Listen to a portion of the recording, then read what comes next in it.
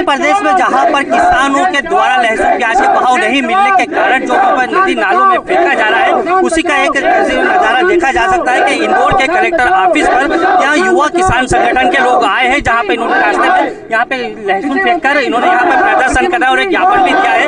आइए हम यहाँ पे किसान जो है हमारे पास में उनसे मौजूद है, हम उनसे ही बात करेंगे कि किस तरीके से यहाँ पे प्रदर्शन किया जा रहा है। आपका नाम बताइए। जय जवान। बताइए किस तरीके से।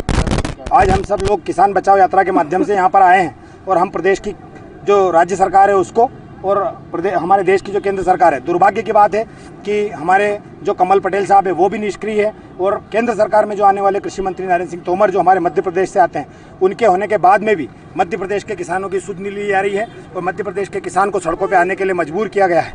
एक तरीके से 17% कृषि विकास दर दे करके मध्य प्रदेश के मुखिया को 4 बार 5 बार कृषि कमान अवार्ड दिलाने वाले मध्य प्रदेश के किसान को कलंकित करने का काम ये दोनों मंत्री और हमारे प्रदेश के जो मुखिया हैं शिवराज सिंह चौहान ये काम कर रहे हैं। इनके पास कोई रीति नीति नहीं है कि किसान को उसकी जो खून पसीने से सिंचित कर तैयार की गई फसल है उसका दाम इनको किस तरीके से दिलाया जाए। आज किस तरीके से आप यहाँ पे जो आए हैं रैली नुमा, तो किस तरीके से आपने प्रदर्शन विरोध प्रदर्शन किया? हमने देखा कि सरकार के पास कोई रीति नीति नहीं है। सरकार ने जो है लहसुन के लिए हम लोग पूरे मध्य प्रदेश जो है 190,000 हेक्टेयर में करीब 21,000 मीट्रिक टन लहसुन का उत्पादन करते हैं, जो पूरे देश भर का 50% जो लहसुन है अकेले मध्य प्रदेश उत्पादन करता है। लेकिन सरकार के पास कोई रीति नहीं होने की वजह से केंद्र सरकार के पास एक्सपोर्ट पॉलिसी में, निर्यात नीति में कहीं पे लहसुन का जिक्र नहीं है। इसके विपरीत जो ओपन ट्रेड रखा हुआ है, जिसके चलते चाइना और ईरान और इराक से लहसुन का पेस्ट और लहसुन हमारे देश में ला करके डंप की जा रही है।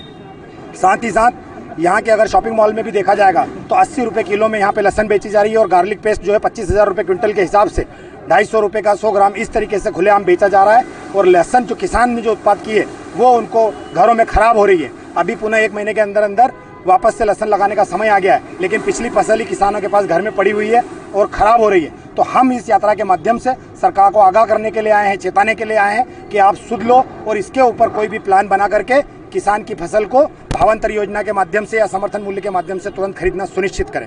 आज किस तरीके से विरोध प्रदर्शन किया गया आपने? हम लोगों ने जिस तरीके से आपने देखा, हमारे साथ में एक तरफ जो है कमल पटेल साहब जो राज्य के कृषि मंत्री हैं और दूसरी तरफ जो है नरेंद्र सिंह तोमर जो केंद्र के कृषि मंत्री हैं। जिस तरीके से गांधी जी के 3 बंदर जो थे उनको अगर कोई चरितार्थ कर रहा है तो मध्य प्रदेश के और हमारे केंद्र के जो कृषि मंत्री है ये लोग कर रहे हैं। न तो इनको दिखाई देता है, न इनको सुनाई देता है, न ही ये कुछ बोल पाते हैं। ये एक तरीके की कठपुतली है, सिर्फ ये नाम के लिए मंत्री है। मध्य प्रदेश के किसान की हालत ये है कि न उनकी कोई सुध नहीं ले रहा है और ये जो दोनों ही कृषि मंत्री है, न तो इनको लहसुन का ल आता है, न इनको प्याज का प आता है, न ही इनको किसान का क आता है। हम इन लोगों के लिए जवाब मांगने के लिए आए हैं कि जिस तिरंगे के नीचे और जिस तिरंगे के पीछे किसान खड़ा था आपके साथ आज़ादी का अमृत महोत्सव मनाने के लिए, और जिस तिरंगे के नीचे खड़े होकर आपने बोला था कि किसानों की आय 2022 में दुगनी कर देंगे, कहाँ है वो दुगनी आय? आप उस तिरंगे के नीचे खड़े होकर किसान को आंखों में आंखें डाल के बोल दो कि मध्य प्रदेश का जो किसान है, मध्य प्रदेश का जो आम नागरिक है, उसके साथ सब सही चल रहा है। मध्य प्रदेश के किसान को जो लहसुन है वो 1 रुपये किलो 2 रुपये किलो में अगर बेचना पड़ रही है तो क्या ये वाजिब दाम है?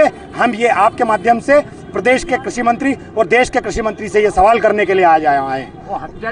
इंदौर जिले में प्रदेश में कितना नुकसान हो रहा है? डबल कर दिए। इंदौर जिले में कितना नुकसान हुआ होगा? इंदौर जिले में अकेले देखा जाए तो 2,000 करोड़ रुपए का नुकसान है। लगभग प्रदेश में देखा जाए तो 20,000 करोड़ रुपए का नुकसान है। अच्छा, आगे की और क्या रणनीति रहेगी आपकी? हम लोगों ने ये पहला मोर्चा नहीं है, इसके लिए हमने लगातार हम लोग प्रयास कर रहे हैं। पिछले 4 महीने से लगातार हम सरकार को आगाह कर रहे हैं। इसके लिए हमने मोटरसाइकिल रैली निकाली जिसमें 500 मोटरसाइकिल लेकर हमने देवास जिले में प्रदर्शन किया। इसके लिए हमने डबल चौकी से इसके लिए पैदल मार्च निकाला। इसके लिए हमने खून पसीने से तैयार की अपने बच्चों की शव यात्रा निकाली।